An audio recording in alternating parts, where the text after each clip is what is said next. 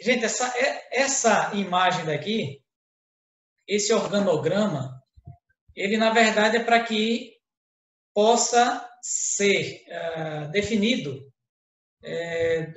de uma forma mais organizada, todos de uma vez só. Então a gente tem dos tecidos, certo? Dos tecidos, são 4 tipos: tecido epitelial, tecido conjuntivo, tecido muscular e aqui embaixo o tecido nervoso, certo? Tecido epitelial, tecido muscular e tecido nervoso. Do tecido epitelial, a gente tem os glandulares, que produzem substâncias que secretam para fora, tá? da glândula do corpo, numa cavidade ou fora do corpo, então a gente chama de glândulas exócrinas, ou dentro da circulação sanguínea, seriam as glândulas endócrinas. O epitélio de revestimento, ele pode ser uma mucosa que reveste internamente uma cavidade, a epiderme que reveste o corpo, uma serosa que reveste o órgão por fora. Os tecidos conjuntivos, propriamente dito, consistência rígida e propriedades especiais. O propriamente dito, frouxo, denso modelado, o de consistência rígida, o ósseo e o cartilaginoso, o de propriedades especiais, mieloide, linfóide, adiposo e sanguíneo. Lembrando que o frouxo, ele está presente em qualquer tipo de estrutura, porque ele vai permitir que os tecidos se juntem para formar o conjunto. O denso não modelado, ele está presente na derme da pele, e o denso modelado, ele forma tendões e ligamentos. Quando vocês virem alguma imagem mostrando que é um tendão que segura o músculo no osso, ou que são os ligamentos que seguram um osso no outro osso, então isso aí é um denso modelado, ele é riquíssimo em fibras colágenas. A de consistência rígida tem o ósseo, que a matriz é rica em fosfato de cálcio, e o cartilaginoso, que nem tem vaso sanguíneo, nem tem nervos, porque a função dele vai ser de suportar impactos. E se ele tiver nervo, aí teria possibilidade de dor, se tivesse vaso sanguíneo, haveria sangramento. É um tecido de proteção, certo? Resistência e proteção. O ósseo, ele tem resistência por causa do colágeno e rigidez por causa do cálcio. Tá? São as duas propriedades do osso. Propriedades especiais, tecidos conjuntivos de propriedades especiais, mieloide, que produz as células sanguíneas, a medula óssea vermelha, o linfóide, que produz ou que armazena as substâncias que são extravasadas do tecido, então ele absorve líquidos intersticiais e drena para jogar de volta para a circulação, ou ele está relacionado com a defesa do corpo, com os dois casos, defesa do corpo e drenagem de líquidos. O tecido adiposo, ele fica na tela subcutânea, embaixo da pele, lá no porco a gente chama de toucinho, ou bacon, mas na gente a epiderme e a derme, abaixo disso a gente vai encontrar a tela subcutânea, que é rica em gordura, tá? Armazenamento de energia, armazenamento de gordura, que pode atuar também como isolante térmico. O tecido sanguíneo, que aí vai ter um capítulo falando sobre sangue, então por isso que lá na aula eu disse que não ia entrar muito em detalhe. Os 3 tecidos musculares. O que é que tem de comum entre todos eles? Todos eles têm a função de contração, certo? Contrair para produzir um movimento, certo? Então ele estimula o movimento, ou ele provoca o movimento, porque ele se contrai. O liso, o não estriado, tem uma contração lenta e involuntária, que tem um núcleo só por cada célula. O estriado esquelético, ele tem contrações rápidas e voluntárias, e tem vários núcleos em cada célula, polinucleado. E o muscular, estriado cardíaco, ele tem contrações rápidas e involuntárias, e a presença de 1 ou 2 núcleos por célula. E o tecido nervoso, que eu disse para vocês, basicamente é o neurônio, tá vendo que eu puxei nadinho para cá, ó, porque não tem... Ô, professor. Oi, diga aí. Você pode explicar de novo o liso ou não estriado? Bom, na verdade, uma das coisas que eu coloquei para a turma foi que a gente tem diferenças e semelhanças em cada um desses tecidos. Então, o que eu comecei a contar dele é o que ele tem de semelhante em todos eles. Todos eles têm a possibilidade de contrair para produzir um movimento. O liso, ou não estriado, esse movimento é lento. Por exemplo, quando você engole uma comida qualquer, ele vai contraindo lentamente, empurrando a comida pelo esôfago até chegar no estômago. Imagine você comer uma comida que está enganchada na garganta. Ah, imagina aí você comer batata doce fria. Se for quente, você queima a boca. Fria. Comeu de uma vez só aquela gula toda, porque estava apressado para assistir a aula de ciência. E aí enganchou, pronto, está entalado. A gente diz assim, lá no Chico Tabaré dizia assim, entalado. E aí você bebe água, e por mais que você beba água, ele vai descer de forma lenta. Aquela contração é independente, você não controla, você não manda ela ir mais rápido. Então, quando eu digo para vocês que ela tem contração lenta e involuntária, é porque você não controla a contração daquele músculo. É o contrário dessa musculatura aqui do braço. Certo, gente? Essa musculatura aqui do braço, você consegue controlar a sua contração. Certo? Você consegue controlar, você faz o movimento, tá? Controlei para cá, relaxei, contraí. Então, esse é o esquelético. Ele tem uma contração rápida. Ah, professor, mas meu colega é todo lerdão. Não, ele pode ser lerdão, mas a contração é possível que seja rápida. Agora, o estriado cardíaco, ele que forma o coração, né, o miocárdio, grande parte do coração é ele. Ele tem contração rápida, imagine, observa aí o seu coração em batimento, com contrações rápidas. A criança geralmente tem uma aceleração, o jovem, o adolescente, ele tem uma quantidade de batimentos maior, é rápida, mas você também não controla. Por mais que você queira, sim, rapaz, estou demonstrando que estou nervoso. Meu coração está batendo rápido. Vou fazer meu coração bater mais lento. Você não consegue. Ele é controlado por automatismo ou interferência hormonal. Então, quanto mais hormônio, adrenalina, por exemplo, é liberado no corpo, mais acelera. Então, você não controla. Você não consegue nem controlar a produção de adrenalina, porque é involuntário o processo de ação da glândula, e também não controla os batimentos. Então, o liso, que eu estou colocando para vocês, é que ele tem contração lenta, lembra aí a comida descendo pelo esôfago, e é involuntária. Ah, imagina que você está comendo, cara, rapaz, você está doido, você comeu veneno agora.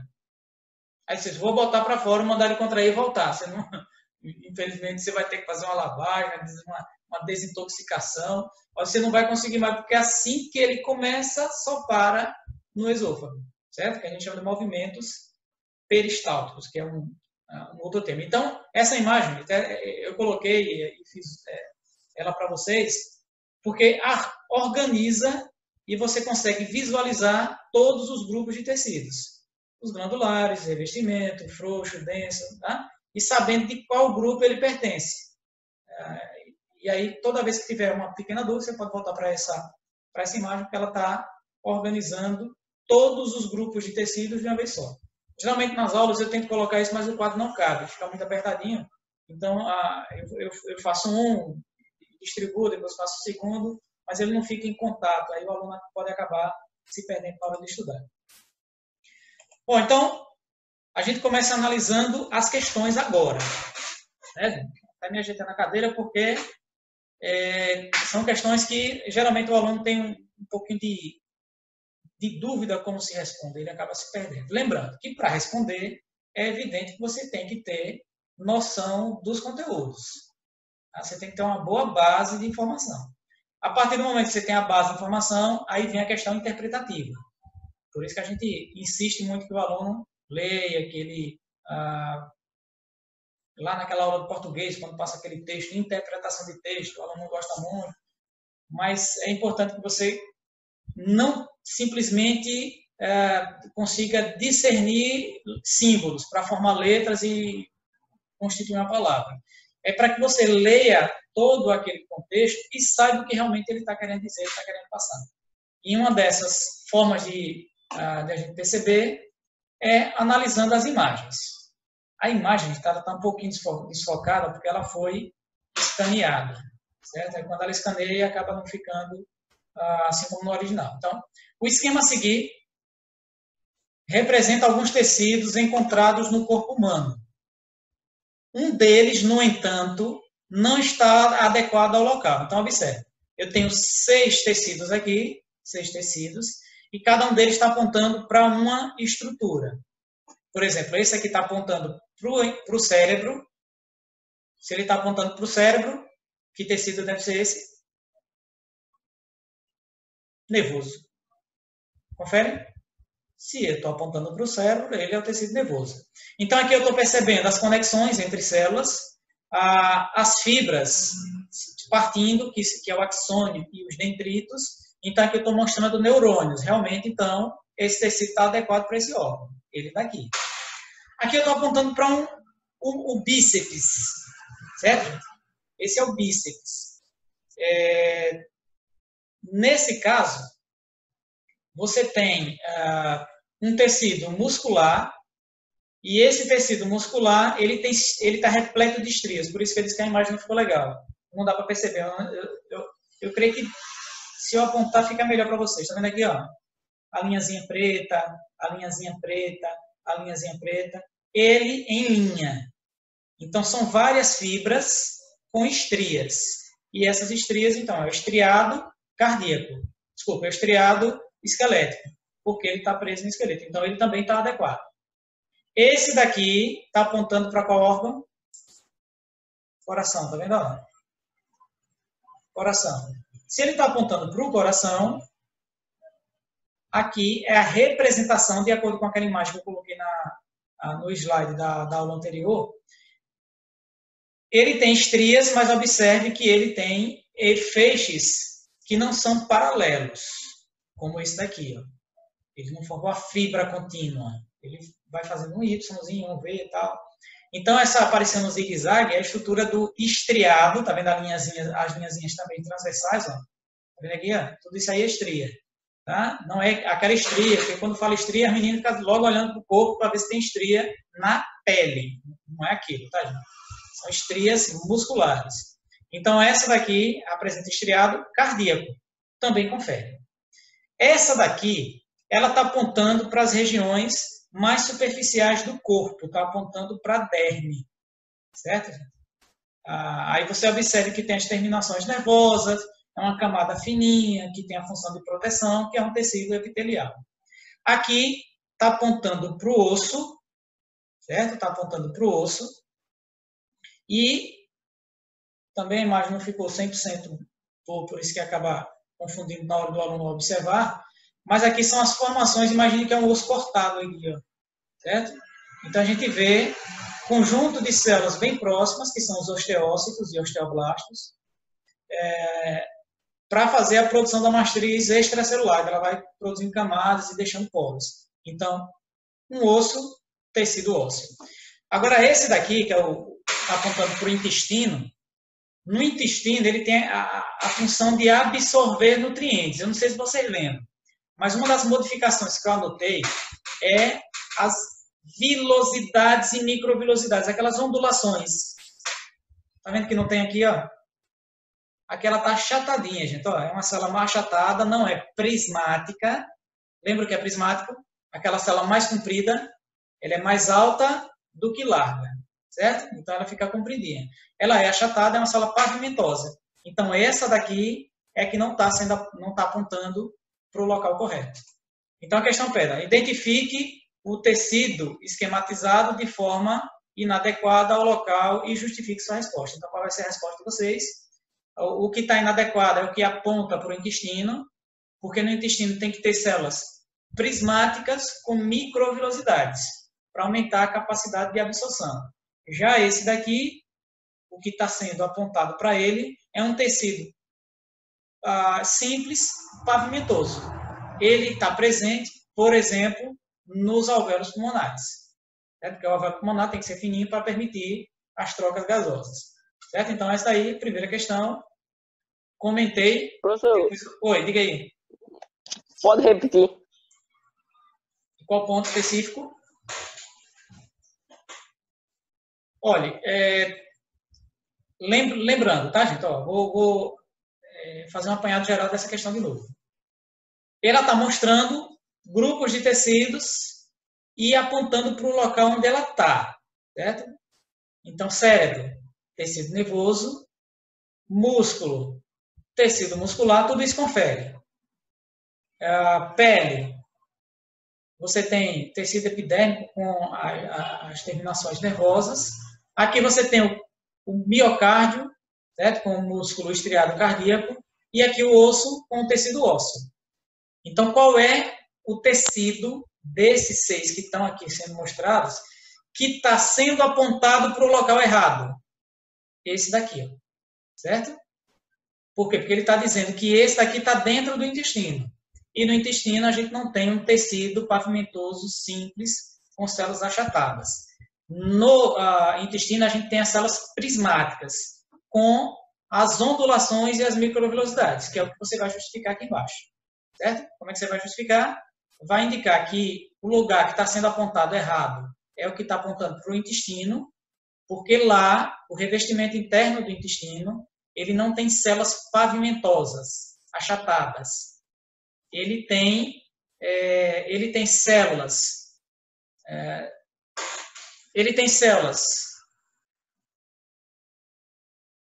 tem células mais compridas e com as microvelocidades. Certo? Eu vou adiantar para a próxima questão, porque a gente já tem um tempão aqui. Qualquer dúvida depois, gente, vocês mandam uma mensagem que eu, assim que puder, eu respondo. Bom, aqui é simples, tá, gente? É uma questão só de percepção. Classifique cada tipo de tecido na figura a seguir. Por exemplo, esse tecido A. Ele está no revestimento da boca, certo? Aqui da faringe, do esôfago. Observe que ele tem várias camadas de células e células achatadas. Então, ele é um tecido epitelial estratificado pavimentoso. Certo? Por que epitelial? Porque ele está revestindo, tá? A camada protetora. Por que estratificado? Porque ele tem várias camadas de células. E por que pavimentoso? Por causa do tipo de célula. Certo? O ponto B, ele está apontando para o osso. Observe que está apontando para o osso. Então, que tecido é esse? Tecido ósseo. O ponto C está apontando para qual órgão? Coração, tá vendo? Se ele está apontando para o coração, tecido muscular estriado cardíaco. Já esse daqui, para o ponto D, ele está apontando para a região lá do estômago aqui. Do estômago, pâncreas. Certo? Está apontando para o pâncreas aqui embaixo. Então, que tecido é esse daqui? Observe que o tamanho da célula é um tecido que está revestindo, é um tecido epitelial, tá, gente? Porque é uma glândula, se é uma glândula, é tecido epitelial. É um tecido epitelial glandular e a célula, ela é simples, porque tem uma camada de células, e ela é cúbica, porque a altura, largura e profundidade praticamente é a mesma. Beleza? E aqui, no intestino e estômago, observe que as células são altas, então, tecido epitelial simples, prismático. O ponto A, epitelial estratificado pavimentoso. O ponto B, tecido ósseo. O ponto C, tecido muscular cardíaco. O ponto D, tecido epitelial simples, cúbico. E o ponto E, tecido epitelial simples, prismático, por causa do tipo de célula. Professor, eu não lembrei o que é prismático, eu não lembrei. Volta nos slides, vocês têm tanto vídeo, o vídeo demora muito, por isso que eu passo o slide para vocês, na forma de PDF, para que vocês possam fazer a autorrevisão. Certo? Então, essa questão é bastante simples, é uma questão só de identificação de imagem. Agora, ela só não se torna simples, porque quando o aluno está estudando, o que ele faz? Tem a imagem, ele pula. Tem a imagem, ele pula. Por quê? Porque anda mais rápido e termina logo de fazer a leitura. Mas as imagens, elas são importantes para que, por exemplo, para vocês que vão fazer na área médica, então tem que ter sempre a percepção das estruturas, porque você não pode entender como é que funciona o corpo sem saber o que é que você está vendo. Então, por isso que é importante que a gente vá aprender. Não é que você vai aprender hoje e vai lembrar para o resto da vida.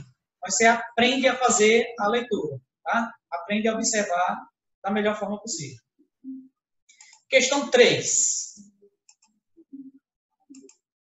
Bom, a questão 3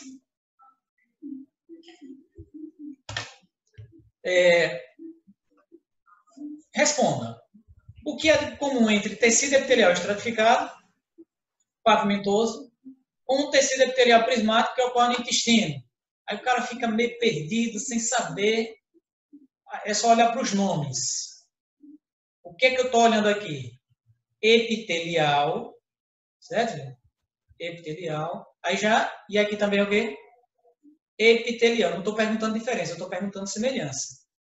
Então, se os dois são tecidos epiteliais, o que é que eles têm em comum? Células justapostas, ausência de vasos sanguíneos e ausência de substância extracelular. São 3 semelhanças já, isso daí. Eles estão tendo funções iguais. Por quê? Porque ele é pavimentoso da pele, função da pele, revestir, e tecido epitelial prismático, lá do intestino. O que é que ele está fazendo? Revestindo.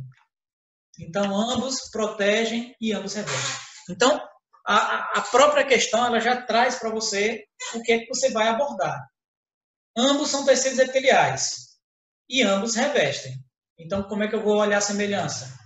Se ambos são epiteliais, a estrutura dele, células justapostas, muito próximas das outras, você não tem material extracelular e você não tem vaso sanguíneo chegando nesse tecido.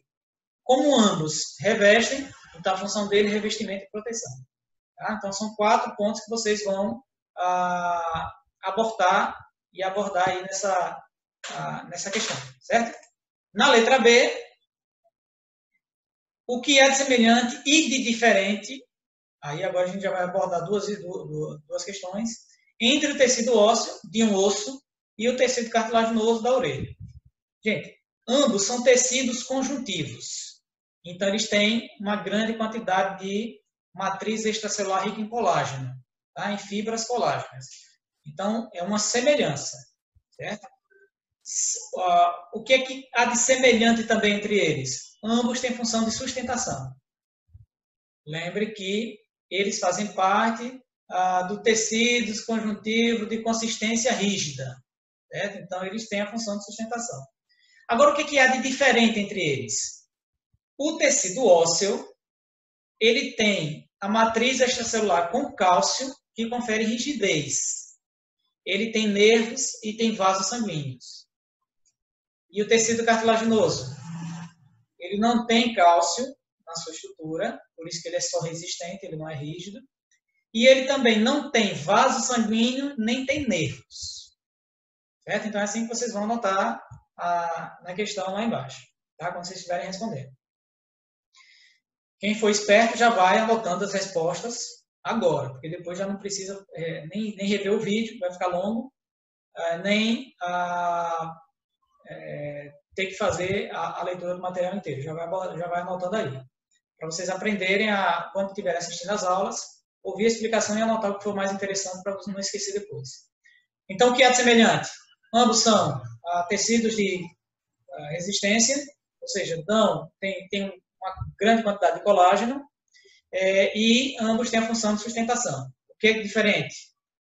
Cálcio no tecido ósseo, vasos sanguíneos e nervos. Não tem cálcio no cartilaginoso, nem vaso sanguíneo e nervos. Certo? E a letra C. Quais são as semelhanças entre os tecidos musculares? Professor, eu não imagino o que é tecido muscular. Qual é a função geral de um tecido muscular? A função geral de um tecido muscular é contrair para produzir movimentos. Então, se eu estou falando dos tecidos musculares, o que é que tem em comum entre eles? Eles sofrem contração para produzir movimento. É uma forma diferente de perguntar a função do tecido conjuntivo, do tecido muscular. Certo?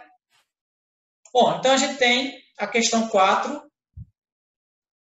Eu tinha colocado aqui a tabela, tá? Então, essa tabela. Adulto A, adulto B, adulto C. Tá? São 3 condições. São 3 condições de...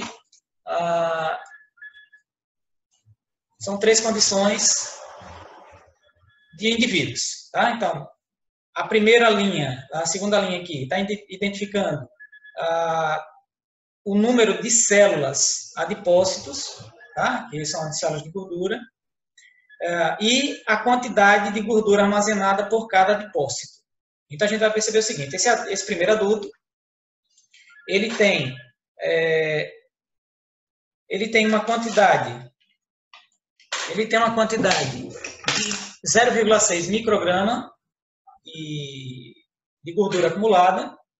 O adulto B apresenta a mesma quantidade de células, está vendo? Entre 25 e 30 bilhões.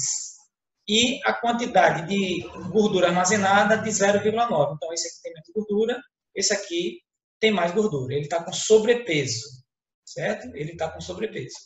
O adulto C, ele não tem só 25 a 30 milhões, ele superou esse valor de 30 bilhões, certo, gente? Ele está com 75 bilhões. Isso quer dizer que, para que ele acumulasse tanta gordura, observe que cada célula apresenta já o seu valor máximo de gordura acumulada, certo, gente?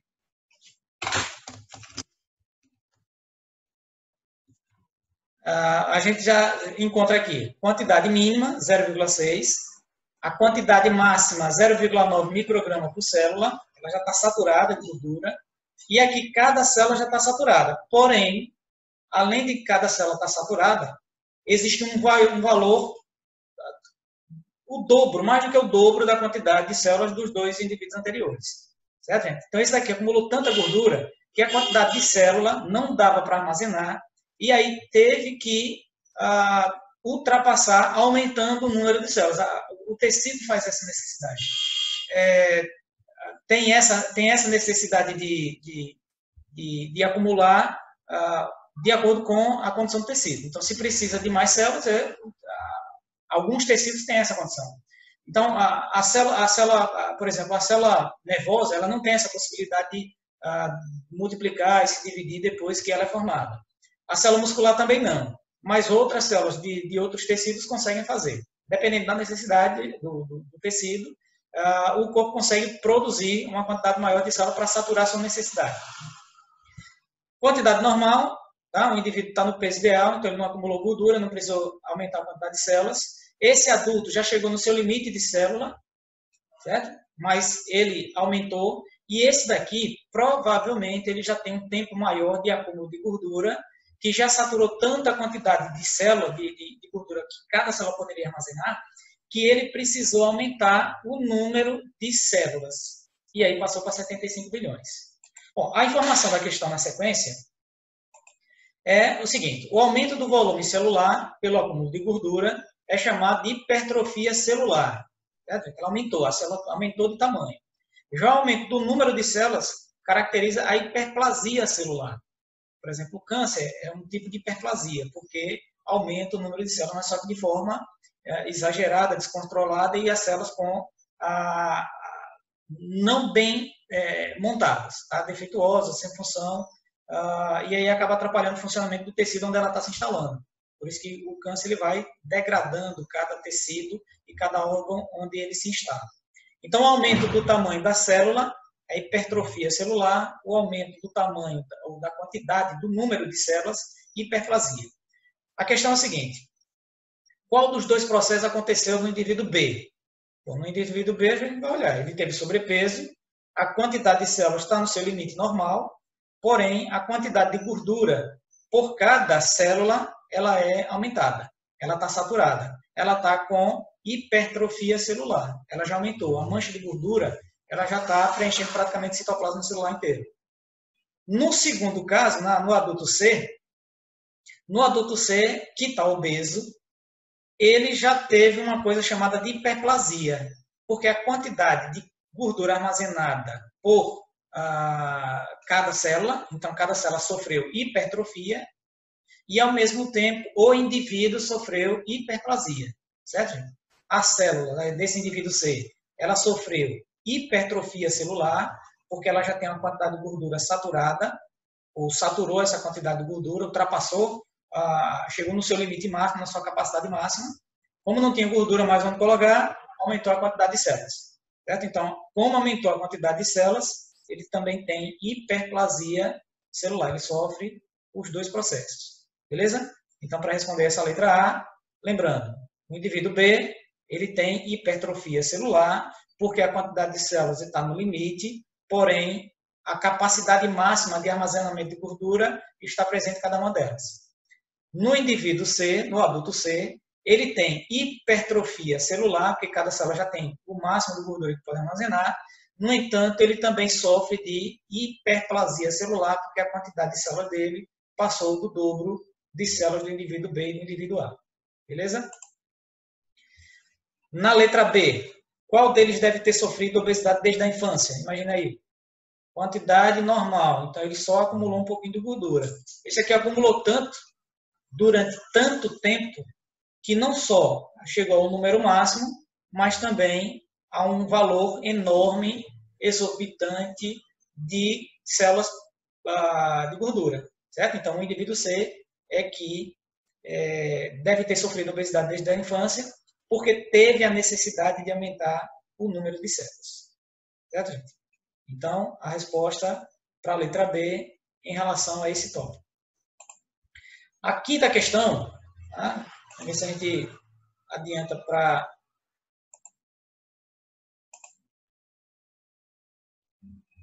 Questão 5.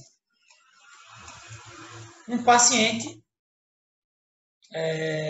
se queixa ao seu médico de dor de garganta. Isso aí a gente tem demais. O médico apalpa a região do pescoço, essa região daqui, a gente tá vendo, tá? A região do pescoço, e vai sentir um nódulo, que a gente chama de íngua. Dependendo do lugar de uma infecção, por exemplo, se for no braço, certo? Geralmente fica embaixo do braço, na axila, certo? Na região do tronco, na cintura, nas pernas, aí fica na região da virilha, da entrecoxa. Então, aquele nódulozinho que fica mais duro, dolorido, a gente que tem normalmente infecções por sinusite, ou uma sinusite, né? Que é uma infecção bacteriana na região do seio da face, que o nariz fica doendo, o olho fica vermelho, certo? Você espirra pra caramba, algumas pessoas sangram. Então, quando começa essa infecção, você consegue sentir os nódulos aqui. Eu digo isso por experiência própria. Quem sofre de rinite, que é uma hipersensibilidade do sistema de defesa, ele recebe uma informação da presença de um antígeno e faz uma resposta exagerada naquele local. Porque o nariz fica vermelho, você começa a espirrar, se assemelha muito a um resfriado. Então, espirra pra caramba, mas é momentâneo. Ou, todo dia, naquele mesmo horário, você sempre tem aquela situação. Geralmente, nessas condições, os nódulos começam a inchar. Porque como se trata de uma resposta de defesa, começa a ter a saída das células de defesa do sangue para os tecidos, e ao mesmo tempo que ele sai, o líquido que está no sangue também, que a gente chama de soro, parte do soro, que é a água, vai saindo, e o tecido vai ficando inchado. A partir do momento que esse tecido é defendido pelo sistema de defesa, todo esse líquido ele tem que retornar para o sistema circulatório, mas ele não retorna direto. Ele vai retornar por um sistema chamado sistema linfático. E aí esse sistema linfático tem as tonsilas, tá? Os nódulos linfáticos, a adenoide, tá? O timo, o baço, eles vão se enchendo de líquido, e se ele for pequenininho, como somos aqui, encher o líquido demais, ele fica dolorido e enrijecido. Certo? Então, esses nódulozinhos que o médico geralmente procura é para identificar se tem uma infecção. Se tiver uma infecção, vai estar um nódulozinho inchado. Se não tiver infecção, provavelmente não vai estar. Certo? Então, esses daí são alguns pontos que o pessoal vai observar que a gente chama de íngua. Então, vamos voltar para a questão aqui. Um paciente que se queixa do seu médico de dor de garganta, o médico apalpa a região do pescoço, tá? Eu estou aqui com alguns nódulos, porque eu estou com uma pequena infecção, tive uma pequena infecção essa semana. Senti os nódulos de ínguas que indiquem que se trata de uma infecção por vírus ou bactérias. Pode ser qualquer um. O que são essas ínguas? São os nódulos linfáticos. Certo? Nódulos linfáticos inchados. Simplesmente só isso. Por que o médico espera que existam esses nódulos na região, tá, gente? Aqui é região, viu? Na região do pescoço, no caso de infecção. Porque vai haver drenagem de líquidos do tecido lesionado para o sistema linfático. Certo? Então, esse daí é o ponto de partida para vocês responderem a letra B. Vocês lembram? Teve a infecção, o nódulo linfático incha, então, formando a íngua. A íngua nada mais é que o nódulo linfático inchado. E ele só incha porque se você tiver uma infecção, que é o que o médico está esperando, o líquido que extravasou vai ser drenado e quando drena o líquido, ele volta para o sistema linfático, incha os nódulos, para depois jogar para o sistema circulatório. Certo? Então, por isso que ele espera que tenha esses nódulos se tiver uma infecção. Porque, como tem infecção, vai haver extravasamento de líquido para defender e o líquido vai ser drenado. Porque a função do tecido e do sistema linfático é fazer a drenagem de líquidos, principalmente, juntamente com a função de participar do sistema de defesa.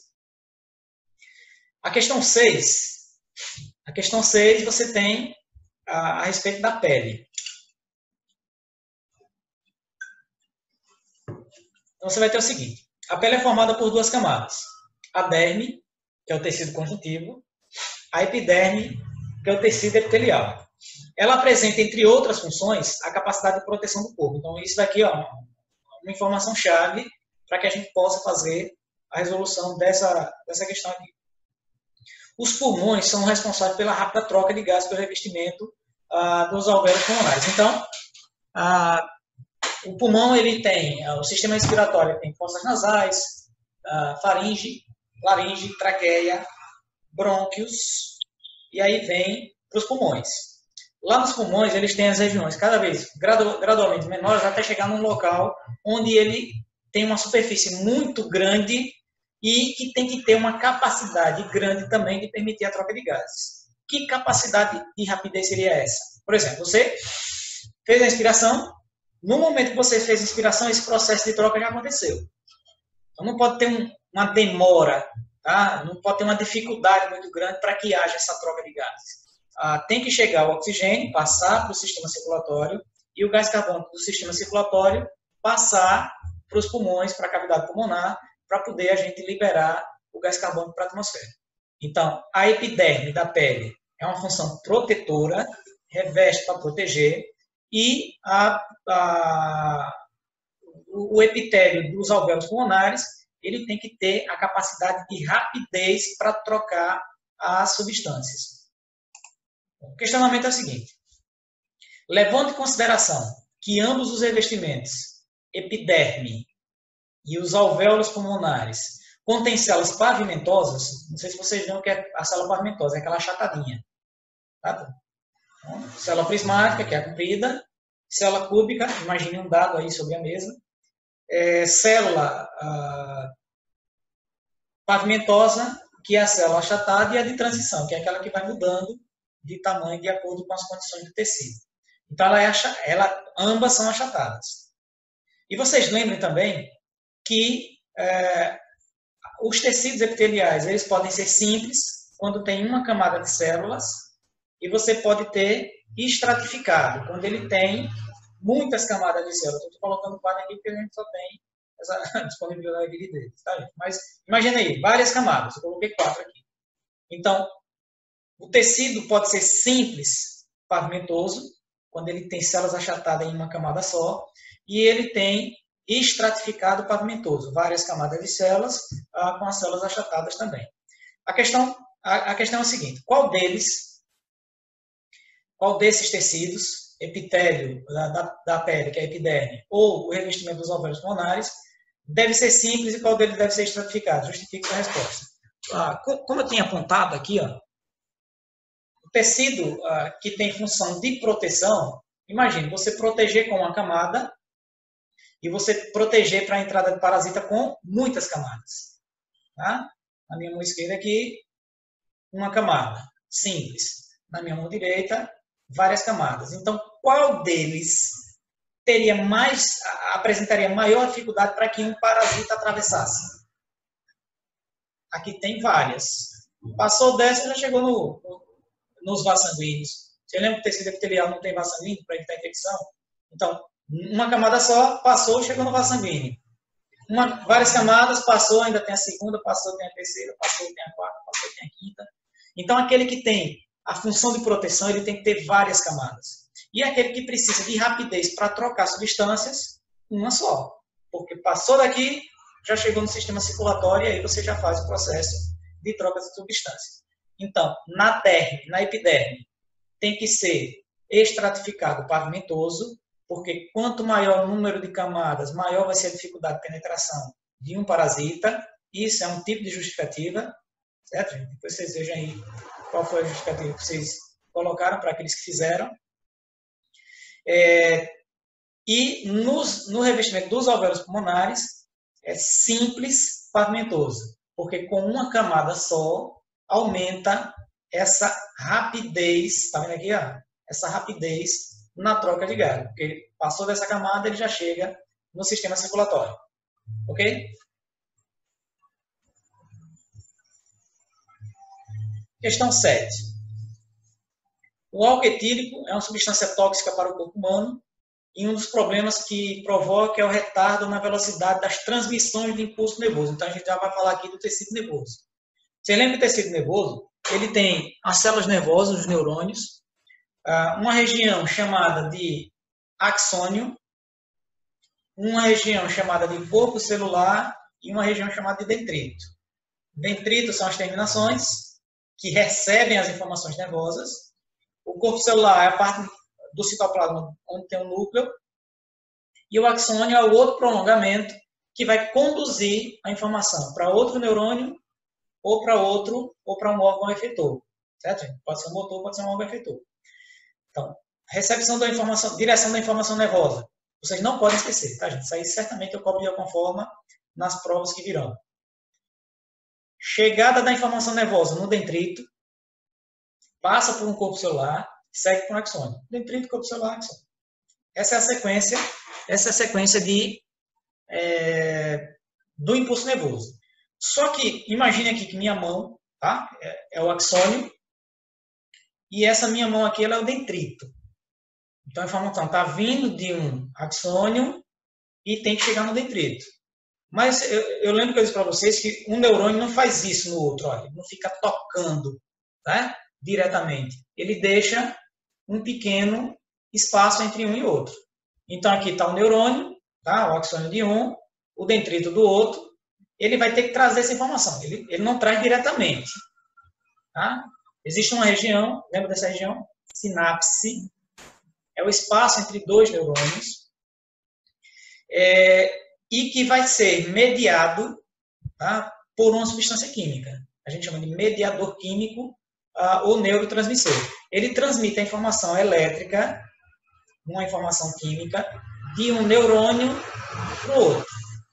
Certo? Qualquer coisa, vocês puxam lá o vídeo do tecido nervoso, foi a última aula da histologia, ou no slide que eu passei para a turma, e dá uma olhadinha naquele esquema da sinapse do neurotransmissor. Bom, o que é que as substâncias que atuam no sistema nervoso, elas fazem? Elas chegam nessa sinapse, você lembra que tem que ter como se fosse um interruptor, o neurotransmissor é como se fosse um interruptor. Imagine que nesse interruptor você coloca uma coisa que impeça a transmissão.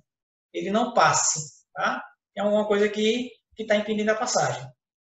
Está dificultando. Em alguns casos, inibe, em outros casos, dificulta, retarda, diminui a velocidade. O impulso nervoso vai passar, mas ele vai passar de uma forma mais lenta. Então, é aí que o álcool vai agir. Por isso que eu considero, dentre tantas drogas, o álcool como uma das principais ou mais prejudiciais que tem. Certo? Por isso que eu sou totalmente contrário ao uso de bebida alcoólica, porque ela atua dessa forma, ela não é só em você. Você fica lento e você prejudica outra pessoa de alguma outra forma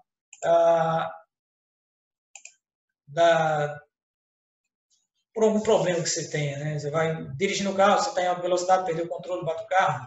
Você está bêbado, mas o cara que não estava bêbado é que sofreu a consequência porque foi atropelado.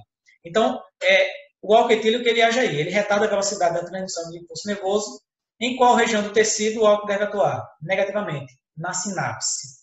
Certo, gente? Ele vai atuar exatamente na sinapse. Que tipo de substância deve prejudicar ou substituir? O neurotransmissor. Tá? Porque é o local. Aí a explicação aqui, gente, é explicar a função, o que é a sinapse, e a função de um neurotransmissor, que é transmitir a velocidade, a informação nervosa de forma rápida. Se tem alguma coisa substituindo essas substâncias, então ele vai ter maior dificuldade de passar essa informação nervosa, essa informação elétrica, de um neurônio para outro.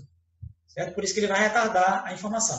Então, a região que ele vai atuar é a sinapse, a substância que ele vai prejudicar ou ele vai substituir é o neurotransmissor. E por que isso vai acontecer?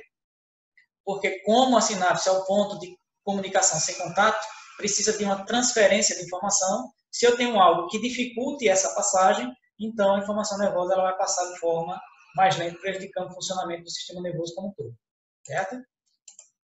Essa daí foi a questão 7. A questão 8.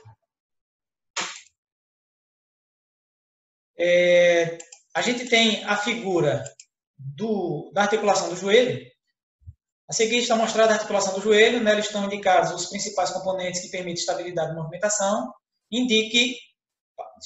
Indique a função principal, o principal tecido e a respectiva função de cada um deles. Por exemplo, aqui, ó, o fêmur, tecido ósseo. É só colocar assim, tecido ósseo, função, sustentação, certo?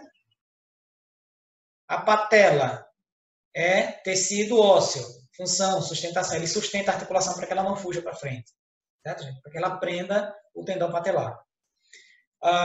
Tendão patelar, ligamento, pode colocar tudo de uma vez só aqui, certo, gente? Tendão patelar, ligamento cruzado, tem mais algum ligamento aqui? Não, só esses dois. Tendão patelar e ligamento cruzado. Tanto tendão quanto ligamento é formado por tecido conjuntivo propriamente dito denso modelado. Grande, né? Enorme, mas é assim mesmo que você deve colocar. Se quiser, abrevia, tá? Com aquela siglazinha, TCTD, denso modelado. Viu? Tecido conjuntivo propriamente dito denso modelado. Função dele, resistência. Certo? No caso do prender um músculo ao osso, no ligamento, prender um osso ao outro. Cartilagem articular e menisco. Ambos são formados por tecido cartilaginoso, certo? Então, a gente pode arrumar aqui em alguns grupos. Ó. Fêmur, tíbia, fíbula, tecido ósseo, principal tecido, é o principal tecido, tá, gente? Não é que ele só tem esse tecido. Principal tecido, tecido ósseo. Função dele, a sustentação por ter resistência e rigidez. Tendão patelar, desculpe, a patela também, tá, gente? Esqueci. Patela, fêmur, tíbia e fíbula. Tendão patelar, ligamento cruzado, tecido conjuntivo propriamente dito denso modelado, viu? Com a função de resistência. Menisco medial, ligamento menisco lateral e cartilagem articular, esse daí é a função de resistência, protegendo a articulação, que é o tecido cartilaginoso. Vascularização do menisco, vascularização, tecido sanguíneo. Então, aqui é o tecido sanguíneo, a função dele, nutrir, transportar substâncias, aí você diz e identifica qual é a função de cada um deles. Passar adiante que o nosso tempo já está quase encerrando. Questão 9. Então, a gente vai fazer o seguinte, ó, tem todas as informações aqui, as características. Eu coloquei aqui a segunda coluna, por exemplo, sangue. Qual dessas características equivalem à função do sangue? Células justapostas, ricas em matriz extracelular, compõe a derme, provoca movimentos, faz movimentos, sustenta, defesa específica, condução, ausência de vaso sanguíneo e nervos. Então, quem faz defesa é o sistema, é o sangue com as células de defesa, os glóbulos brancos e a substância que ele produz, que são os anticorpos, que está no soro sanguíneo. Então, a letra F está aqui logo no começo. Então, primeiro parênteses, F. Tecido nervoso. Condução da informação nervosa, letra G. Tecido muscular. Tecido muscular, qual é provoca movimentos, está vendo? Existe aquele que movimenta e sustenta, que é o tecido ósseo, e cartilaginoso, e aquele que provoca, que produz os movimentos, é o tecido muscular. Porque quando o músculo contrai, vocês se lembram, contrai o músculo, provoquei o movimento. Então, quem provoca o movimento é a contração do tecido muscular. Então, letra D, no terceiro parênteses. Quarto parênteses, tecido epitelial. Células justapostas, uma característica definidora. Viu, gente? Célula justaposta para fazer a função dele, geralmente, que é de proteção. Tecido frouxo. Tecido frouxo, rico em matriz extracelular e poucas fibras. Tá? Então, seria a letra B aqui. Ó. Tecido denso não modelado. Compõe a derme. Então, seria a letra C. Tecido cartilaginoso. Ausência de sangue e de nervos. A letra H. Certo? A gente tem aqui a letra H, tecido cartilaginoso. Tecido ósseo. Faz movimentos e sustenta. Certo? Então, essa aí seria a sequência. E a última questão, antes que a gente encerre nosso tempo. Questão do verdadeiro ou falso. Lembrando que nas questões, a gente coloca aqui primeira coluna, segunda coluna, mas na questão de papel, né? A gente vai ter, o simulado de vocês é objetivo de múltipla escolha, mas aqui ainda eu coloco as questões de verdadeiro e falso para a gente aprender a interpretar. O tecido ósseo é formado por células mortas e inativas. Aí vocês lembrem, por exemplo, quando você quebra um osso, quebrou o osso, ele fica quebrado pro resto da vida. Não tem que remodelar essa estrutura óssea. Para remodelar, você tem que refazer o seu tecido. O tempo inteiro tem células trabalhando, retirando matriz óssea e colocando matriz óssea para que você cresça. Então, ele tem células vivas e ativas, tá? Que são os osteoclastos e os osteoblastos. Os osteócitos é que eles diminuem a atividade ou se tornam inativos, mas errado. Então, falso a primeira. O item 1. O tecido cartilaginoso é o mais resistente dos tecidos de sustentação por apresentar uma matriz calcificada. Gente, quem é que apresenta cálcio em grande quantidade? Não é o cartilaginoso, é o tecido ósseo, certo? Então, também está errado o item 1. Item 2. Falso na primeira, falso no segundo item. Terceiro, item 2. Hemácias, plaquetas e leucócitos são os elementos figurados do sangue. Você lembra que o sangue ele tem plasma, que é a parte líquida, o soro, que contém água, proteínas, minerais, carboidratos, substâncias dispersas. E vocês vão encontrar as células sanguíneas. As células sanguíneas, que são os elementos figurados, glóbulos vermelhos, com função de transporte de oxigênio, plaqueta com função de coagulação e leucócito com a função de defesa do corpo. Então, verdadeiro item 2. Item 3. As sinapses são os locais onde uma mensagem passa de um dendrito de um neurônio para um axônio por meio de neurotransmissores. Tá? São locais, são regiões. Lembrando que eu não posso nunca colocar que é uma região de contato direto. É uma comunicação, mas não tem comunicação com contato. Por isso que ela precisa de um neurotransmissor. Então, também é verdadeiro o item 3. E o item 4, fibroblasto, que é aquele que produz a fibra do tecido conjuntivo, a matriz extracelular de uma forma geral, macrófagos com função de defesa e mesenquimatosa indiferenciada, que é aquela que, dependendo do tecido, ela molda e se diferencia de acordo com a necessidade. É uma célula totipotente, ela tem várias funções, várias potências. São alguns tipos de células do tecido conjuntivo, que também é verdadeiro. Certo? Então, o gabarito aqui ficaria falso, falso, verdadeiro, verdadeiro e verdadeiro.